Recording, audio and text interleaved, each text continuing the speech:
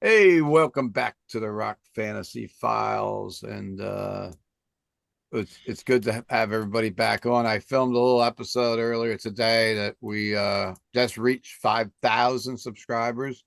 Small beans compared to some of the channels that we mess around with, but it's been about 5 years now since we've been kind of like doing the Rock Fantasy Files. The channel's been around about 15 years, and about 5 years, maybe four and a half since we've been monetized. And of course, this is, I think, number 307 for Rock Fantasy Files tonight, something like that. So thanks Gosh, everybody for watching at home and digging the channel and coming over. And, thanks to Pete Pardo for helping promote me in the beginning and everything else. And take a moment. I would never say these in a thing that it sounds repetitive, but take a moment to subscribe if you haven't already. Tonight we are and like and all that good stuff. Comment. So welcome back. And once again, as we're going to set the time machine to 1975 and discuss two albums that are celebrating 50th anniversaries in 2025. Two albums that feature the brothers Schenker, or we're going to be talking about tonight. The first is Force It rather. Shit, man, I'm thinking pinball. I got a pinball machine right below me called Force 2 that I was working on earlier today. The first is Force It, the fourth studio album by the English rock band UFO. It was released in July of 1975. It was their first album to chart in the United States. It actually charted at number 71 on the US Billboard 200. The lineup of the musicians on this album is Phil Moog on vocals, Andy Parker on drums, Pete Way on bass, and Michael Schenker on guitar. They also had Chick Churchill on keyboards and James Dewar on backing vocals. The second album we're going to talk about today is In Trance, the third studio album by the German rock band The Scorpions, released by RCA on September 17th, 1975. And I don't believe this album even charted in the United States. In fact, I met Claus years ago and I asked him why he never did early material in the States because he said they really didn't start promoting in the States until Love Jive. I could be wrong on that, but they never wanted to play any of this great old material. They do now when they're in the States. But the lineup on this album is Claus Mine, of course, on vocals, Ulrich Roth on lead and slide guitar, vocals, Rudolf Schenkel on the rhythm guitar, Francis Buchholz on bass, and Rudy Lenners on the drums. So we're going to talk about some European 1975. We've been going to 75 quite a bit here. I don't know.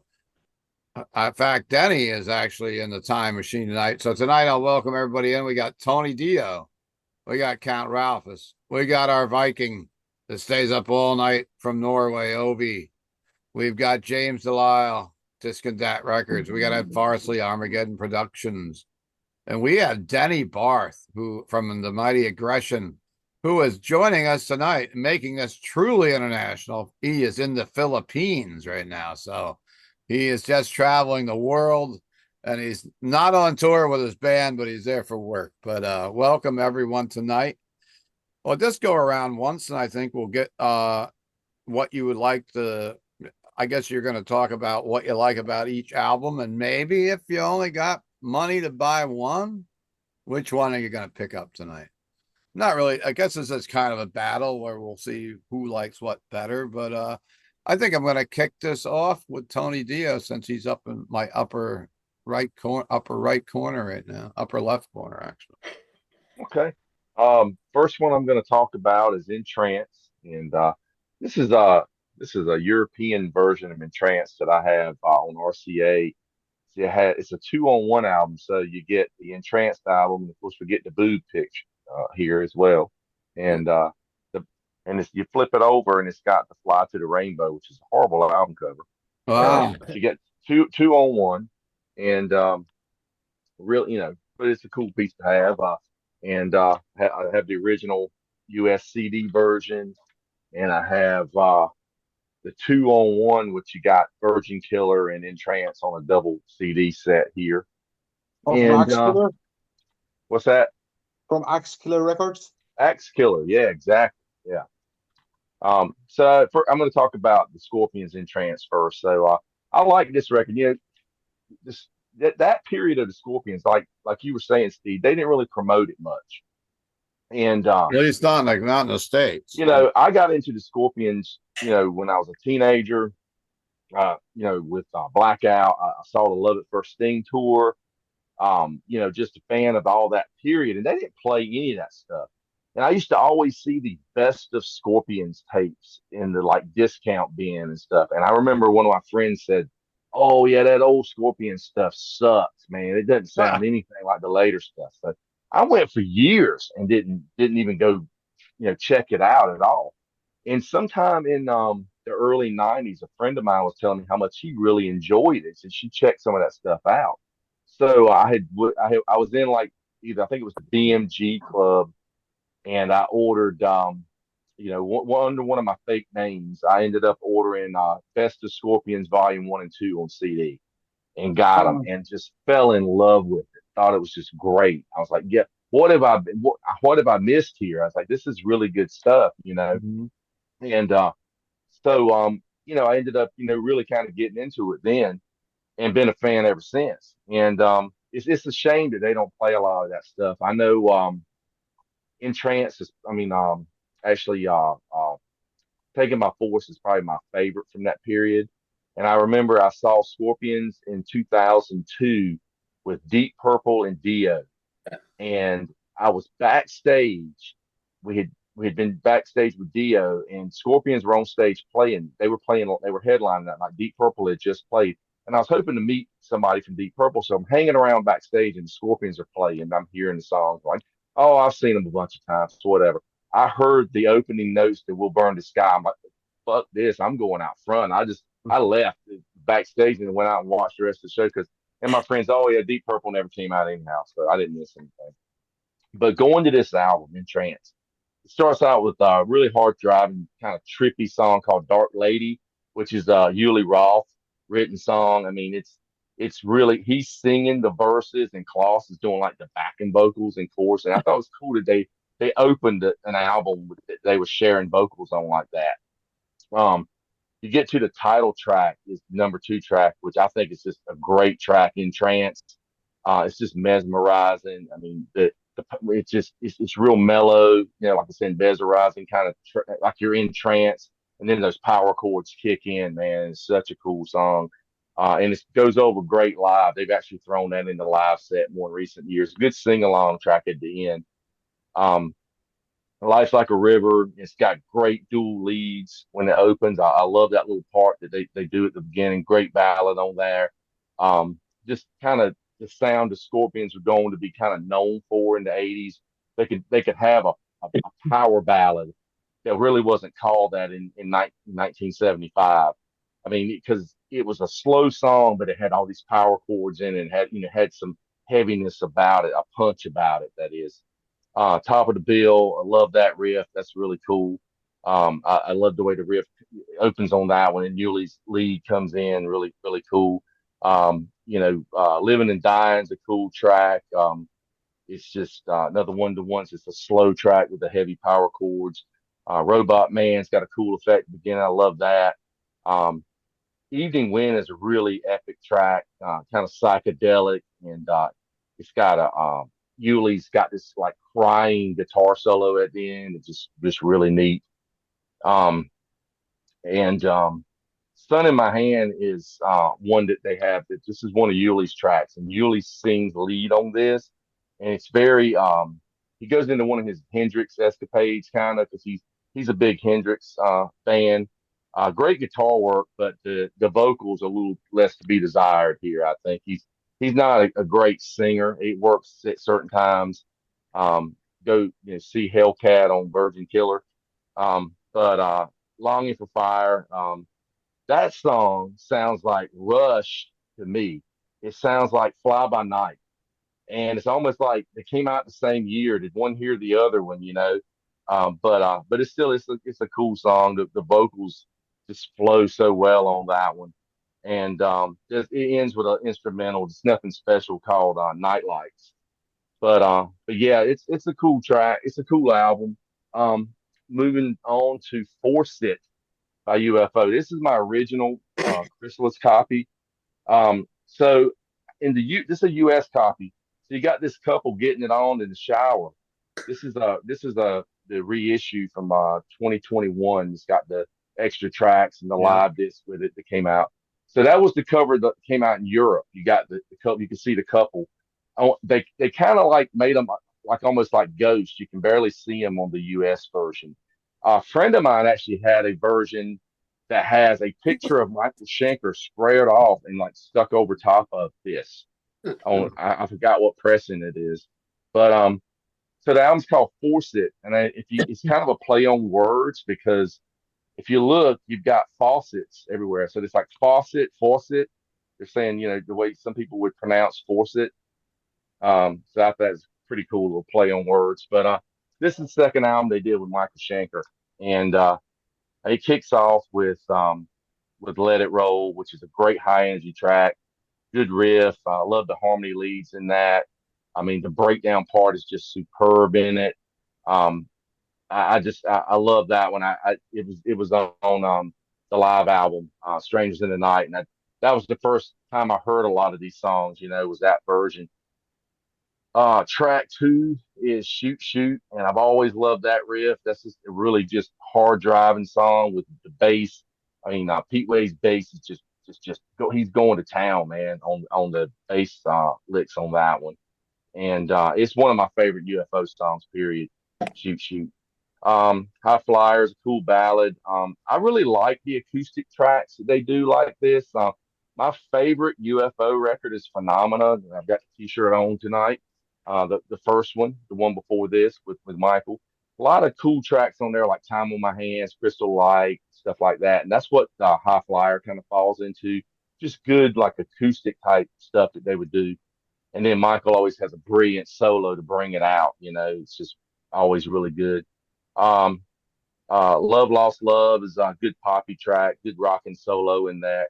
Then you got the epic Out on the Streets, which is just an incredible song. The live version is my favorite version of this. Just really really cool track. And so they didn't have a full time keyboard player at the time, so Leo Lyons produced the first three records they did with Michael Schenker and he was in the band 10 years after. So his keyboard player is Chick Churchill, and he's the one that adds the keyboards on this track. And it just builds, and Michael comes in with the power chords, and it's just so heavy. Um, but I just love how the song just builds into the to that last solo that they do in the middle, and then it comes back again at the very end. Um, then you go into Mother Mary, and how heavy is that riff, in that one. Just another one of those songs that builds as it goes. And Too Much of Nothing is just a heavy plotting number. It's got a hooky chorus, kind of a psychedelic solo from Schenker in that one. And then Dance Your Life Away. That one's kind of reminds me of Aerosmith in a way, but I mean Aerosmith was coming out about this same time as well, but it's kind of just got this little funky Aerosmith vibe about it. Then the album ends with This Kids, including Between the Walls is the way it's written out on the album. But man, what a grooving song that is. I mean, it just when it kicks into the whole bluesy breakdown part, that is just so killer.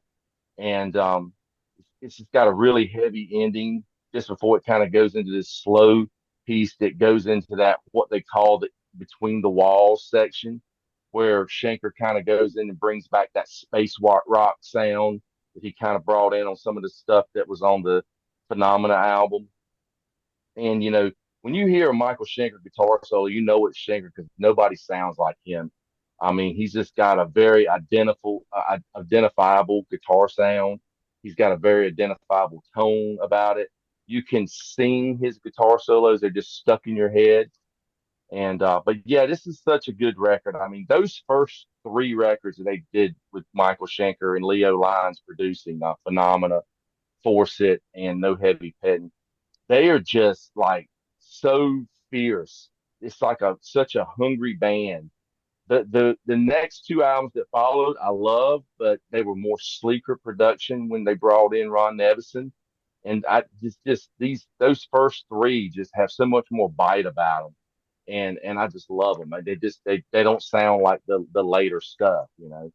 But if I had to purchase one of these, I'm going to go with UFO because I just think it just totally overtakes the Scorpions album. And I love In Trance. I think it's a great record, but yeah, I'm going with UFO for this choice for sure. Awesome.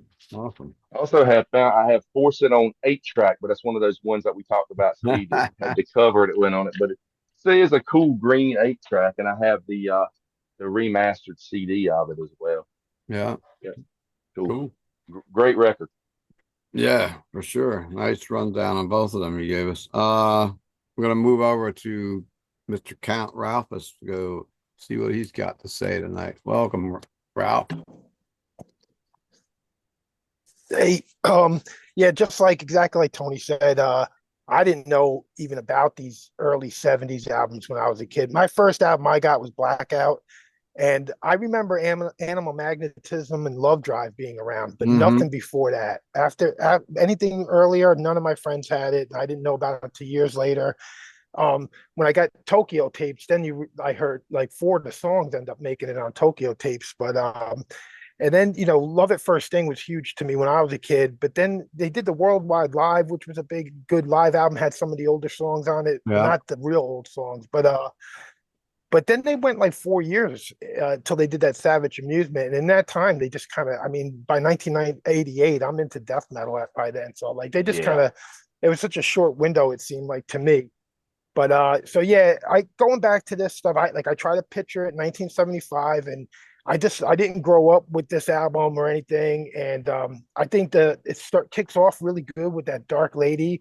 He has some really crazy screams. Claus is one of those guys, like he could be really cool. He's so unique, it's him right away. But sometimes when he's doing like the ballady stuff, I'm not into that as much. But when he wants to scream and stuff, he's like no one sounds like him. So I really like that song. In Trance is like the classic, really super memorable song from this album for me. Um, all the guitars on both of these albums stand out so much, but I'm not going to go through like every single song. But you know, I just I thought it was really good. I just didn't have enough time with it. But I know a lot of you love it. People that love the old Scorpions love this album, and I definitely like it. It's but going through the UFO, I've had this for a couple of years with the cover with the transparent. This is like a Hypnosis cover, and the couple that's in the picture were actually two members from the Throbbing Gristle band. It's like one of the very first like industrial bands. I believe they're from England. They must have been working with Hypnosis people, but that's just a weird little thing. And the whole faucet thing, I think, is kind of stupid. Oh, we'll put a whole bunch of faucets on it, and it's like forced it. I don't know. That's kind of weird. But yeah, but it starts off with Let It Roll. What a great way to kick off the album. Shoot, shoot, super memorable, kick-ass song. High Flyer. It's mellow and boring. I don't like that song. I'm not going to go through every song. Mother Mercy was a really great, or Mother Mary, I mean, really cool riffs, really memorable. Too Much of Nothing, another really cool one. Really cool drumming in that one. Dance Your Life Away had like a Zeppelin vibe to it, and I liked the kids a lot. I thought that was really cool. I didn't like how they end the album on that little mellow outro because it sounds like a pretty fast paced and hard rocking album the whole time through, but it's not bad. It just, I think I if I can only pick one, I got to go with the UFO. Okay. This, I talking about the Scorpions. The first time I was exposed to the Scorpions was I'm going out of turn a little bit here, but I was at something called the Pocono Downs Jam, and there was a bunch of bands playing. I should have pulled it up on my notes. I just didn't have time today, but I went with a high school buddy of mine, and we drove to. It was up in Pocono Downs Jam. It was up in Scranton, Pocono Downs Raceway, which is still there, but I believe it's called something else, and it's like Mohegan Sun or something there now. But anyhow, back then it was a horse racing track. As we're pulling up on this thing, it was like freaking Woodstock or something. It was one of those big old like rock and roll fest. As like a couple miles away, there were people camping. There's like buses. There's people partying all over the place, and we didn't know who the even who all the bands were that were playing, you know. And but we go in, and the first band is just these guys running around screaming. It's like heavy, something we weren't exposed to before, but they were the Scorpions, and they were the first band that they opened up that festival. Ted Nugent was there, Frank Marino, Edgar Winter, Henry Paul band. Just remember that moment. So yeah, when What at year was that, Steve? had to be like 79, maybe. I think that was their first tour of the States. I tell you what, I met Claus because I went to their farewell tour and I got to meet and greet. So I said, I'm gonna go up there. I'm gonna get a picture with the Scorps because I've always loved them.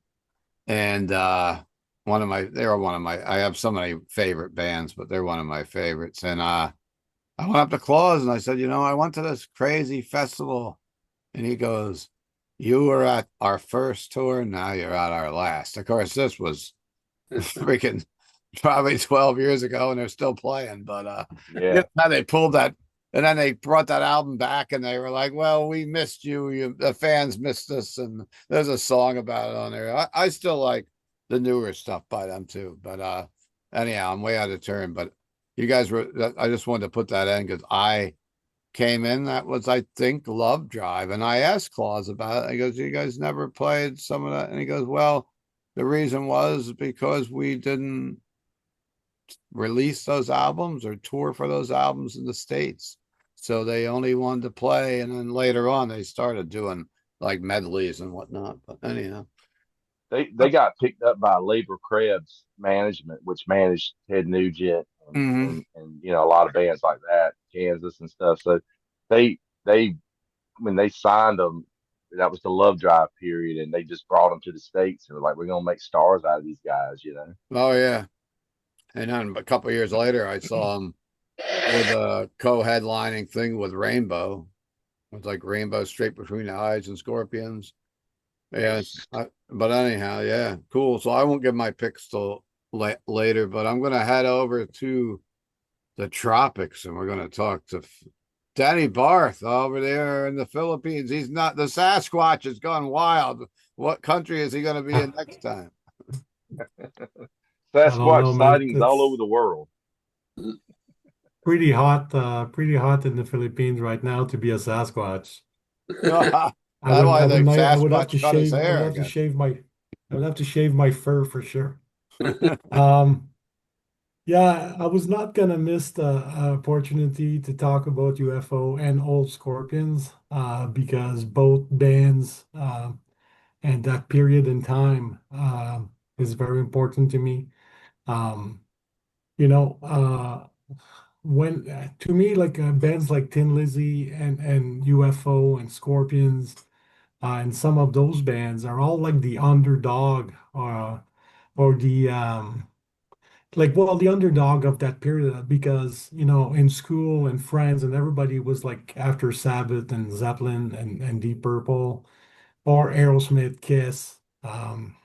So I always try to make it a point to um, try to promote the music of these bands, because in my eyes, it was just as good as some of the heavyweights.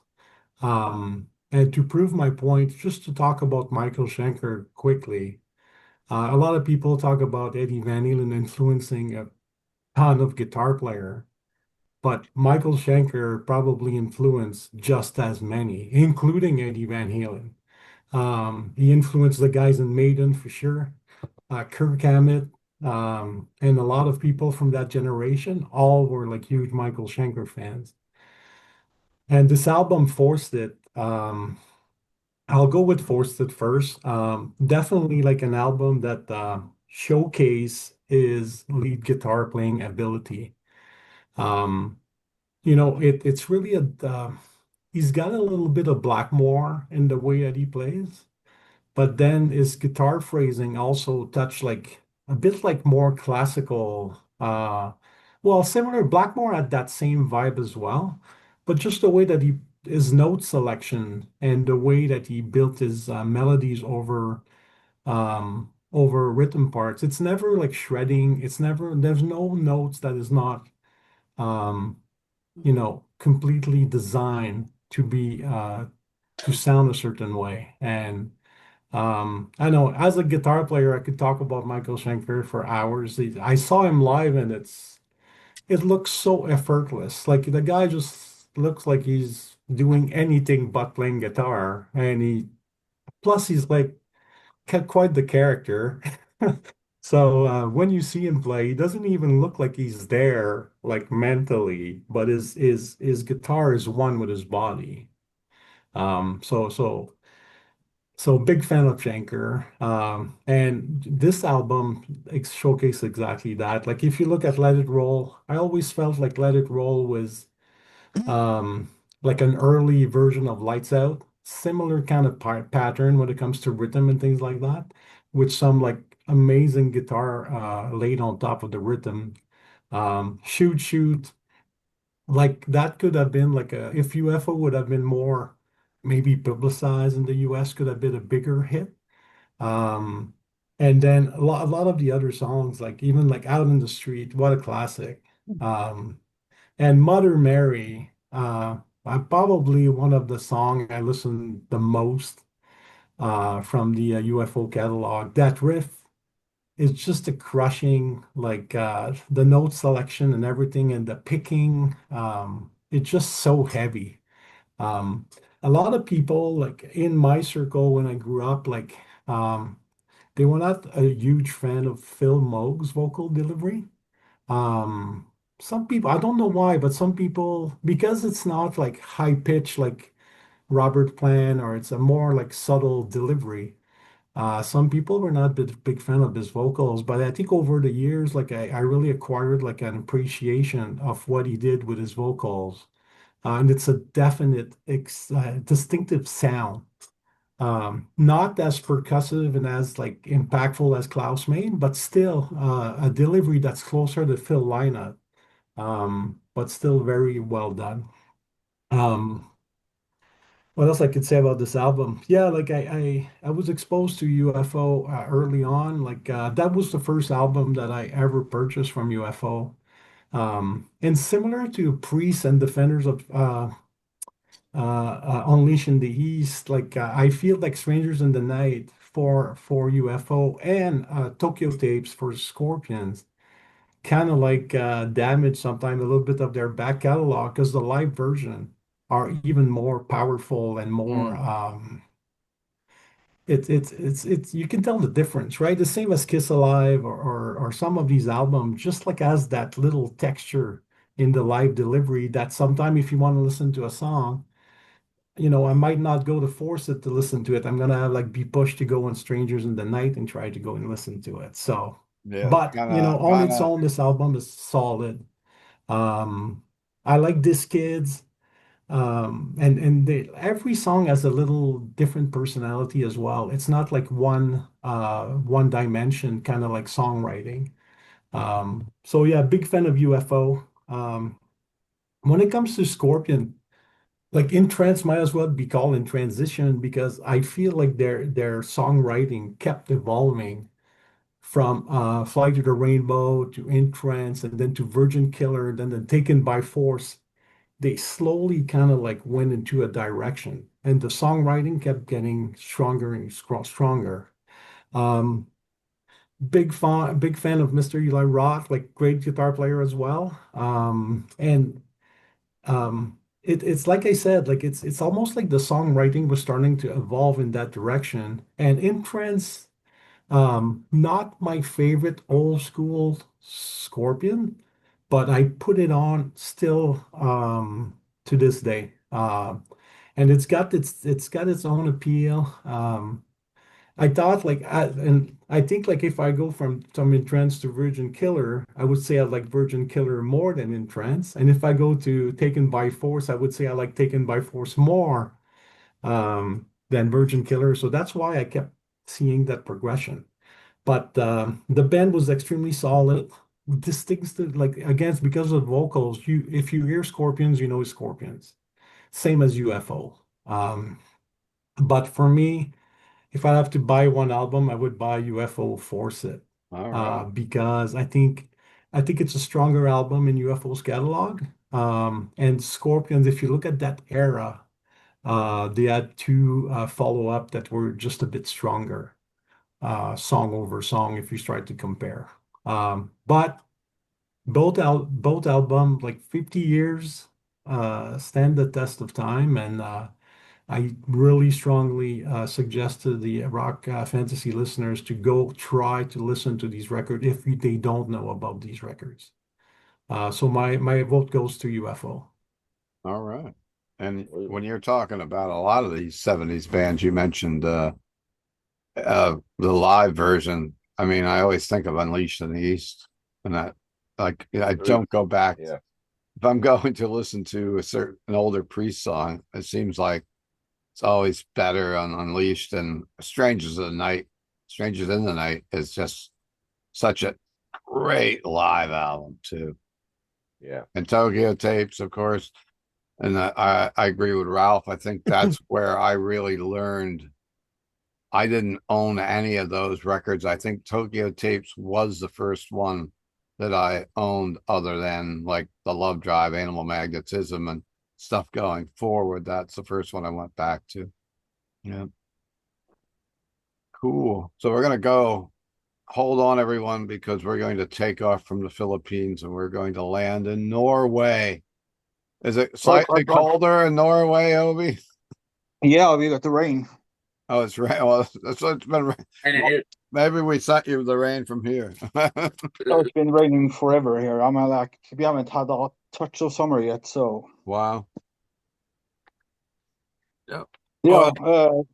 Scorpions for me was probably one of the first bands that I noticed that I really liked. That I got it on a mixtape, but it is like they recorded the worldwide live, and it was like on a 90 E90, I think it's called. Tape was a golden tape. I listened to it so much I didn't know a lick of English, so it was like, yeah, for me, Scorpions has been in like from the start. UFO, I also have heard early on, but it was like High Stakes and Dangerous Men, I think, from '92. Wow. Yeah. That was my first introduction to UFO. So when I was going to listen to this album for this assignment, I was like, this is quite the different band. I'm like, Much.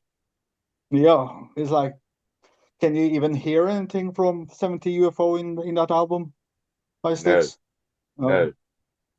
So for me, it Well, was like, that album, Obi, was High Stakes was actually a little more back towards the older style. They had went so 80s there with the Atomic Tommy M record that came before that, and it's very 80s polished keyboard sounds. And High Stakes was actually returned to guitars, drums, and bass again, but it is much different than the early stuff. yeah.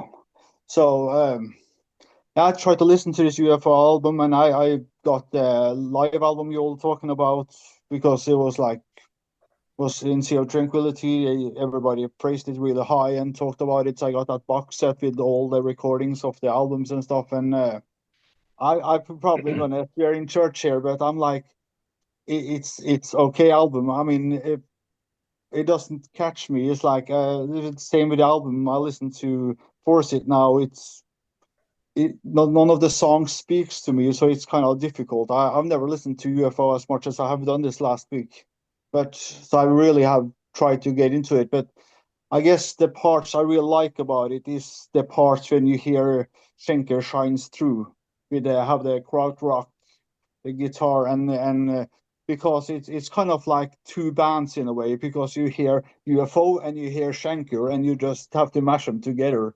They are not like in sync. It's kind of like, I don't know how to explain it, but it's like one is on Mars and the other one is on Jupiter. It's like, and you try to meet on Earth. But I'm not going to say anything bad about the album. I'm just going to, it didn't catch me any particular.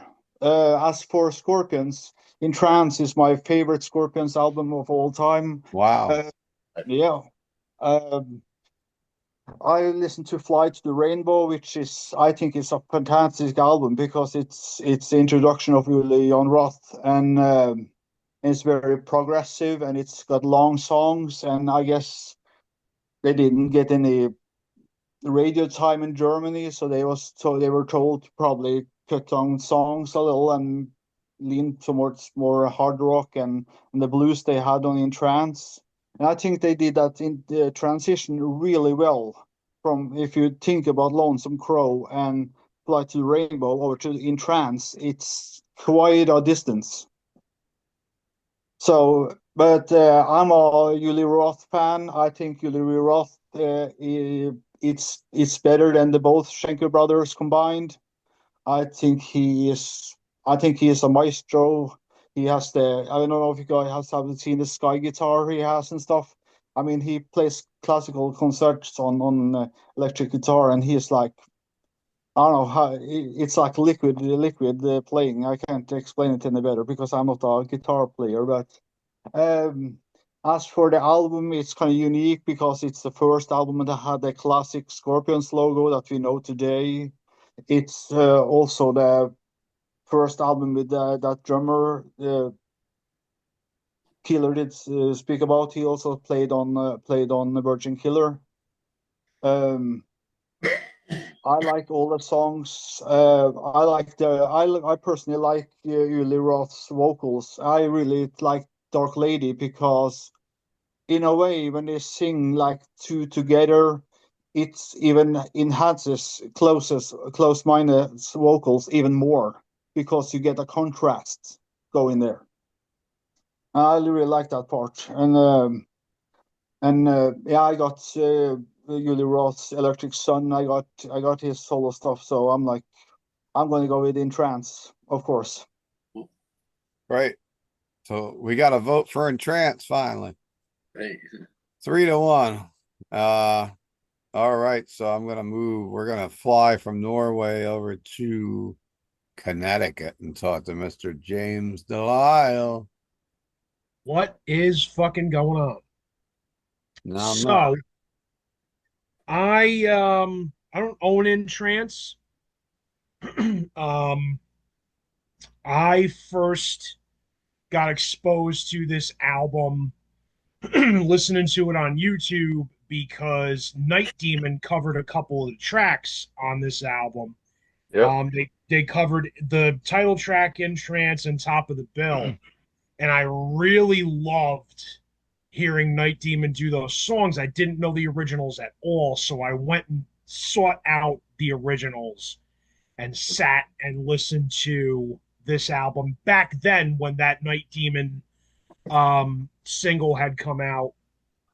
And Roth is on those. That single they released, those That's two right. songs they're performed with Uli Roth at some Yeah, festival. yeah, it's fucking awesome. Great. I listened to this again as homework for this show, and I just do not fucking like this album at all. I think it fucking sucks. The song In Trance is cool. Jeez. Top of the Bill is I feel like so here's where Ovi's gonna hate my guts. I think Uli Jon Roth's vocals fucking blow. Sun in My Hand and Don't Wait. Dark Lady. I would much rather hear Klaus Meine singing than Uli Jon Roth. I think his vocals fucking blow. I can't believe the rest of the band let him record his voice. Terrible.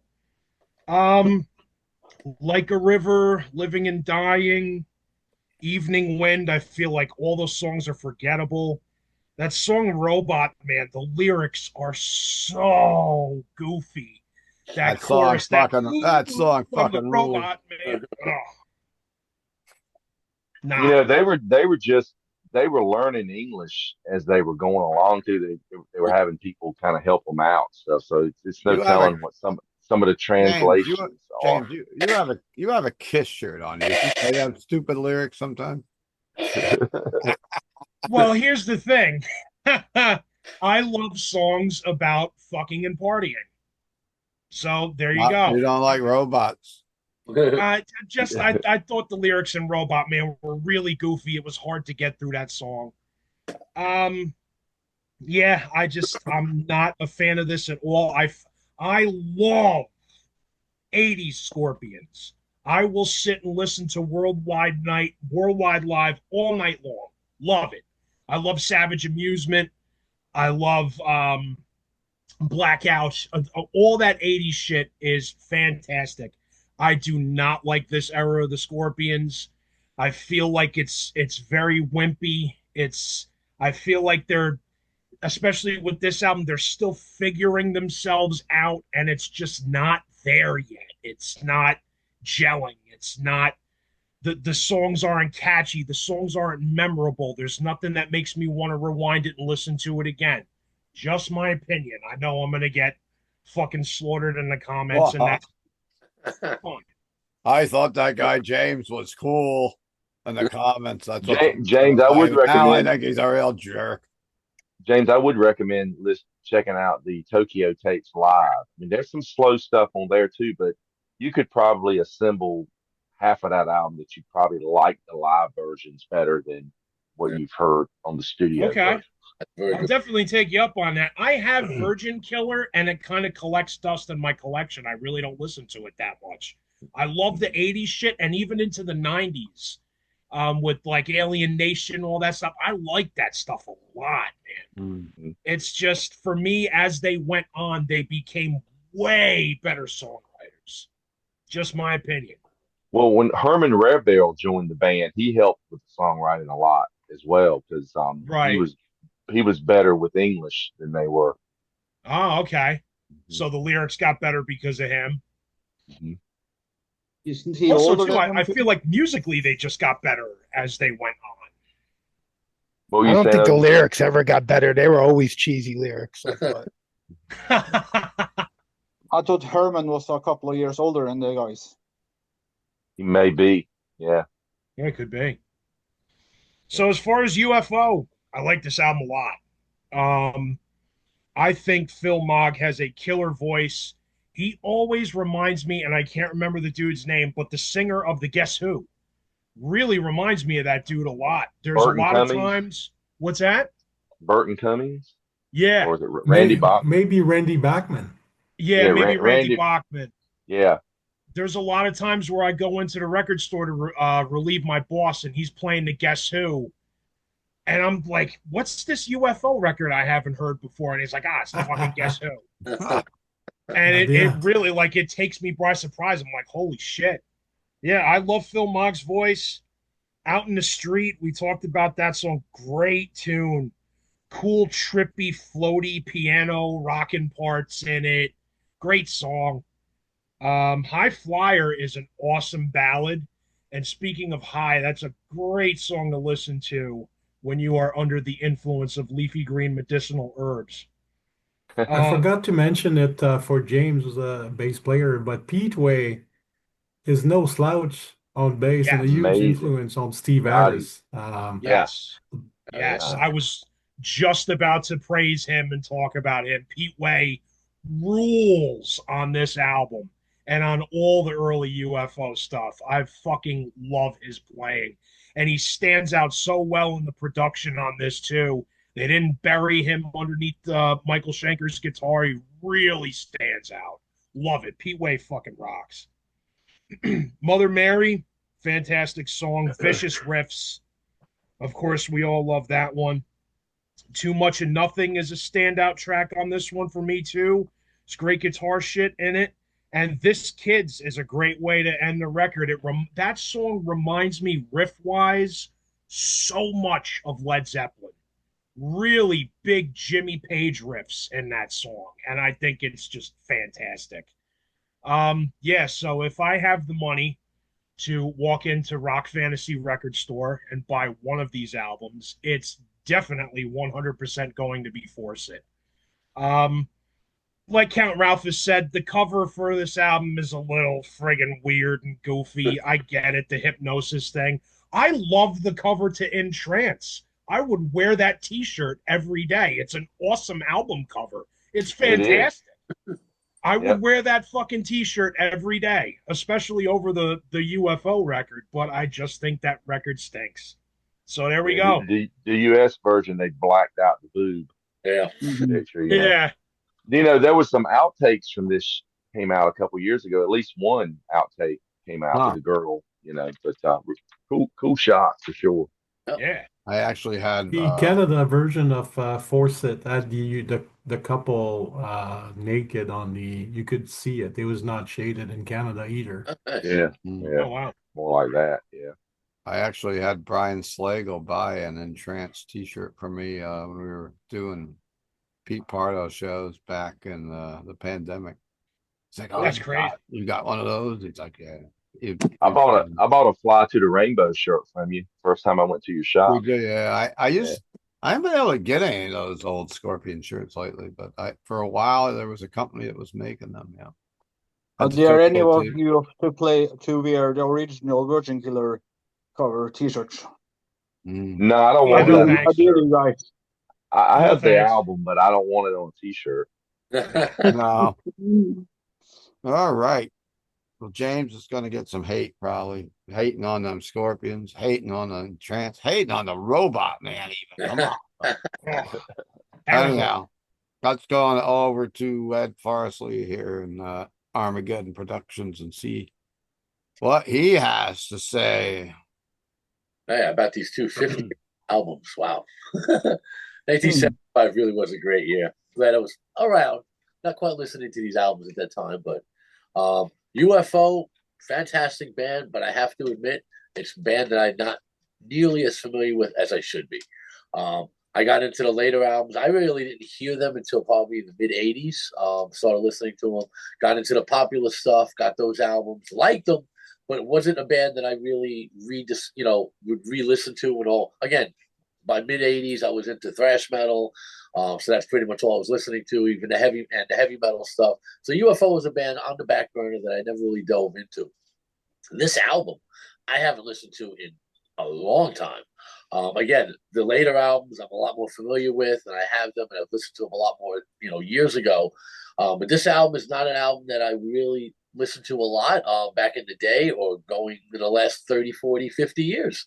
And that's a shame because it is a fantastic album. I've listened to it more in the last 10 years, started rediscovering it along with a lot of the old early hard rock and early heavy metal bands and albums. And I discovered the UFO stuff is fantastic. The earlier stuff with Michael Schenker. And this album is probably the best one, I think, of the Schenker albums. Let's see here. I heard just first rate solid 70 hard rock. Pete Way and Michael Schenker, we've been talking about, fantastic musicians. They gel so well on this album, and every song just grooves. And they both sound fantastic. Like we just mentioned, the sound mix is fantastic. The musicianship is first rate. Let's see here. Let It Roll, fucking great hard rocking tune. We've all mentioned Mother Mary, just killer riffs, harmonies. Too Much of Nothing, love the rhythm, the vocal lines, the whole tone of the song. That's my favorite song on this album. Just a great fucking album. Scorpions, that's a different story. That's a band I'm very familiar with. When I first started getting into discovering heavy metal, 1980, 1981, Scorpions, AC/DC, and Judas Priest were three of my most listened to bands because they had such a big back catalog. And I was able to go to the record store and be like, hey, another Scorpions album, hey, another AC/DC album. Bring it home, listen to it, and love it. So, yes, Lonesome Crow, Fly to the Rainbow, I love them. I love, as Denny mentioned, the progression. Each album gets a little better, a little better, a little better. And they're just a fucking fantastic band with a stellar back catalog until the 90s. And then they really slagged off for a while, but came back really strong. I love the last album. That's one of my favorite Scorpion albums. I put it right up there with all the early albums. And this album, In Trance, I fucking love it.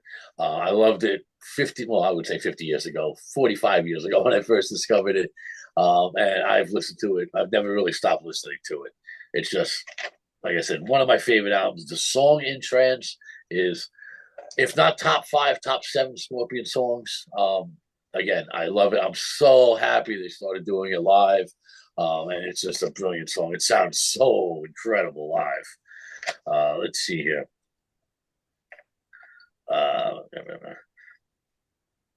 Yeah, it's, I mean, that's pretty much what I talked about. All right. First, Robot Man. I gotta say, Robot Man, I do like. Top of the Bill, Dark Lady. Fantastic song. I love it. Sorry, but I love that song.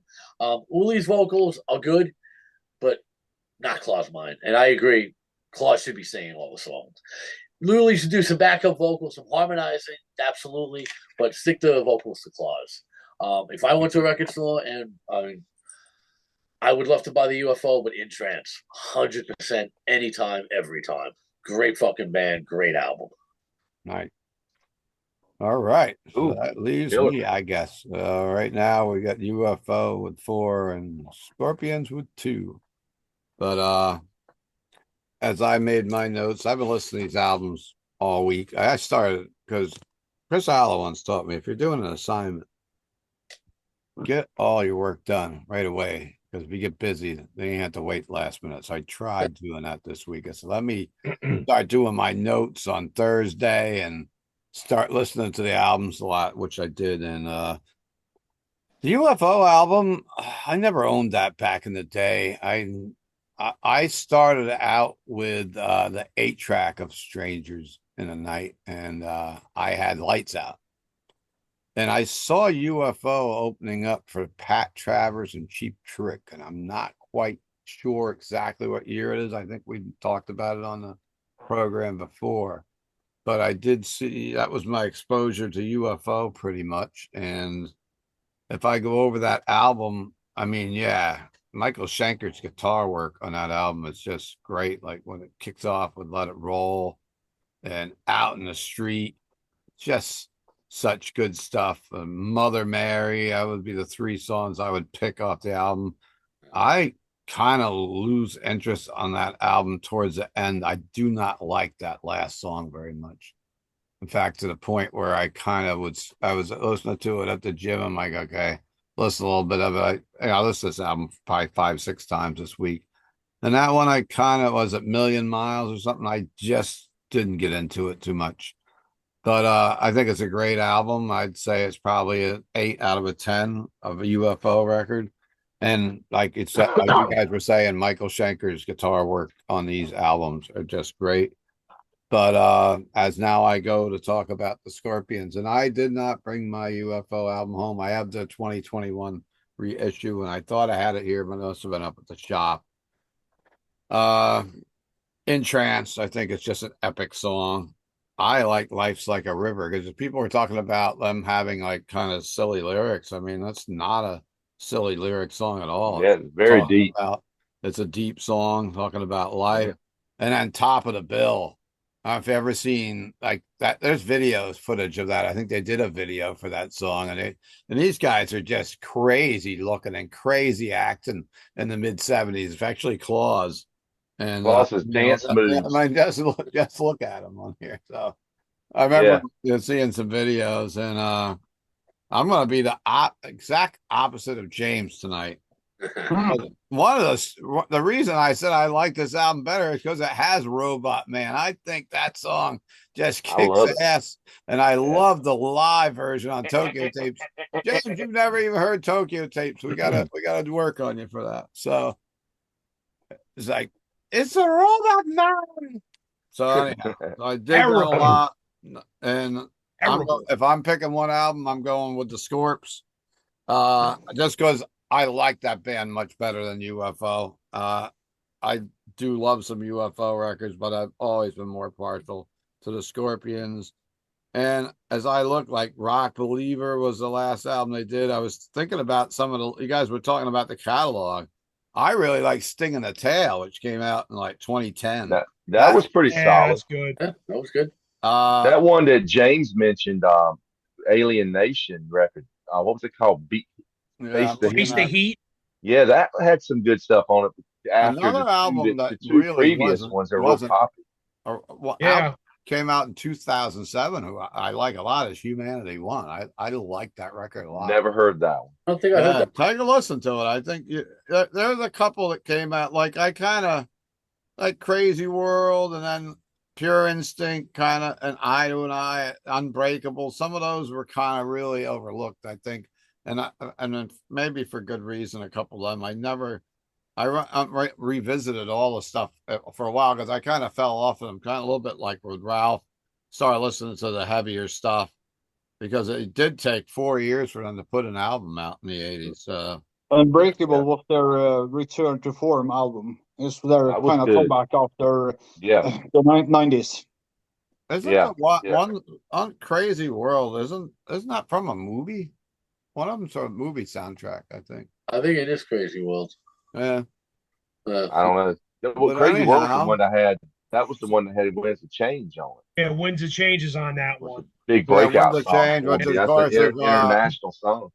Um, of yeah, I course, mean, you know, I know people that don't like metal and don't like it. Just I know from other walks of life, they're like Scorpions, Winds of Change. I mean, oh, that's all I that's all know. they, yeah, that's all they know. Yeah, Yeah. you know, I The wanted to Unplugged album tell from the Scorpions is fantastic.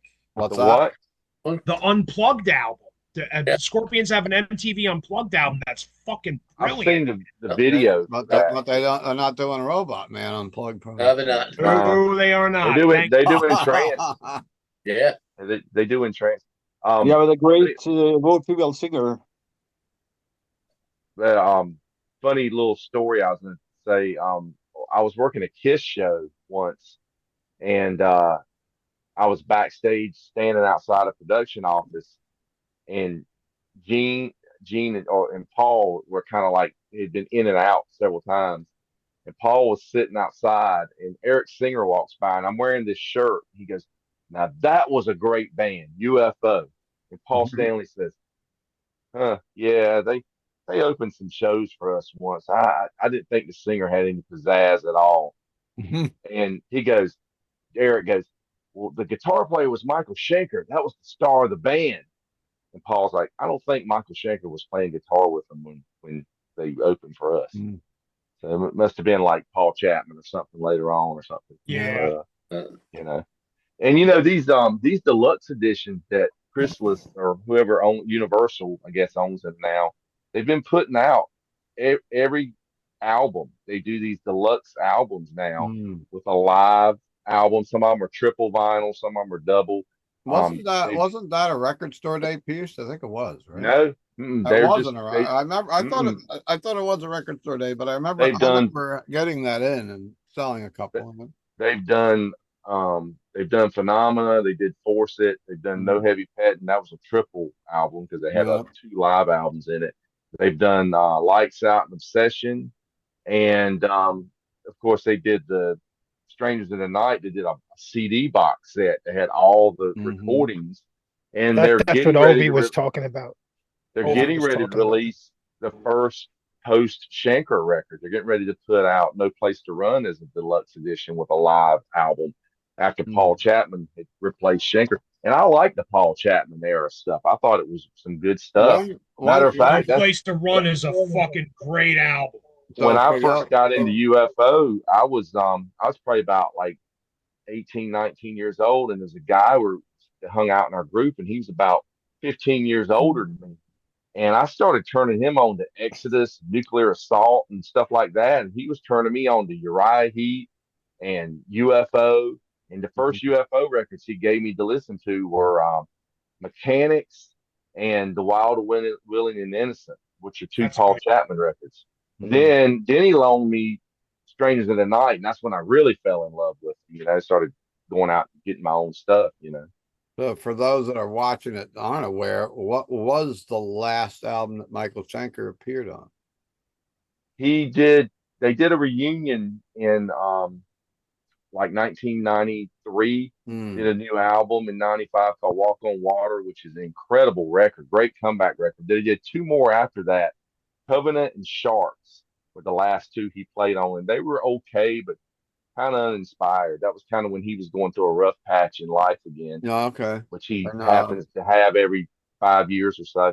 But I'm looking forward. I'm going to see him in September. He's doing yeah, that he's actually tour where doing doing UFO stuff on this yeah. tour. So it's My Life with UFO and what his So new album was. so when did he leave the first time though?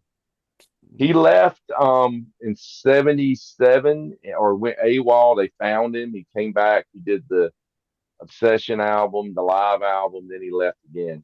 Yeah, that's And right. Yeah. then he went solo, of course, with his own band. Because I'm not sure if I saw him when he played at the city.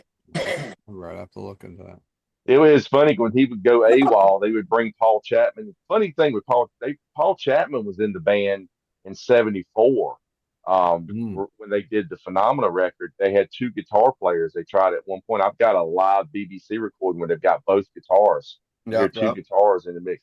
Then he left, and then he ended up replacing Michael Schenker two or three times when he would leave. Just kind of crazy. He was kind of the understudy. Then he Mm. ended up getting the gig. But like I said, he's a very underrated guitar player. Mm-hmm. I met him probably about like 8 or 9 years ago. He was touring with a Canadian band called Killer Bee. He did a U.S. I tour playing remember guitar that for him. band. Got to meet him, and he was really cool because he passed away a few years ago. But I was asking him about that red BC Rich. And remember Denny, the red BC Rich he always played, the bitch. And he said it got stolen from an airport. Oh. Then he ended up getting it back a few years, like probably 10 years later. Wow. Yeah, crazy. Yeah. Well, anyhow, I guess that about wraps up this episode of the Rock Fantasy Files. I'd like to thank everybody for joining us tonight, giving their time to the channel on this Wednesday night. Ovi and Tony and Count and James, even though he doesn't like the Scorpions album, there's something wrong. But Ed Parsley and Denny. But someone's always going to be against the grain. Usually it's Ovi, but tonight it was James, I think. Well, it's good to have that. It's Yep. good to have the devil's advocate, right? Exactly. Or it's like You're pro right wrestling to announcers where they're always, one's always got to go for the heel or something, So you're right too about the '79 and the first time seeing them live, because they played for that Stadium of Rock tour in '79, and the first time they played was in Cleveland, Ohio, 28th of July, with AC/DC, Aerosmith, Journey, Ted Nugent, and Tin Lizzy. You have like a professional shot of AC/DC from Cleveland, Ohio in '79 with Bon Mhm. Scott. That's the Yeah. first time over, and the first song they played here was Picture Life. Wow, Nice. Good track to open with. nice. Backstage Queen, We Burn the Sky, Long You What? Sunday Morning, In Trance, He's a So, Man, He's a Woman, She's a Man, yeah, another piece of meat and can't get enough. That was the second. Yeah. So they were playing some early stuff back then. when Yeah. was the date for that, Ovi? 28th of July. So I'm trying to figure out when I saw them because they toured. That might have been in September. Does it? Yeah, they played in US from that till December, so I saw them at the Pocono Downs Jam, also with Nugent, Henry Paul. I forget who else. Edgar Winter was there. But anyhow, was it in New right. York? It was in Pennsylvania. Oh, it's in Pennsylvania. It's about an hour from here. Let's see. Pocono Downs Jam. Before we hang up, Yes, that's the 19th of August. it was not August 19th. All right. You got the lineup there? Let's see. We got Ted Nugent, we got Frank Marino and Mahoney Rush, we got Edward Winter, Blackfoot, and Henry Paul Band. Wow, Yeah, Blackfoot. too. Blackfoot was there. Yep. It's a killer show, man. Yeah, must have been. Yeah. Dude, we were sitting in this like old grandstand, like concrete. We were in like a box seat. Me and my friend were. He got cut because people were throwing bottles. I mean, back then at the shows in the 70s, M80s, bottles. It's the reason why they serve the beer in plastic cups now in 2025, probably from those days. Yeah. But like Wow. literally, it was dangerous. We had to move from. We had great seats. We had to move because there. I mean, we were getting littered with, like, bombarded with broken glass and Man. fireworks. Fireworks were a big danger back in those days, especially the outdoor ones. But anyhow, well, that wraps up another episode of Rock Fantasy Files. And hit subscribe, hit like, mention your favorites of these two albums, and we'll see you next week again. Boom.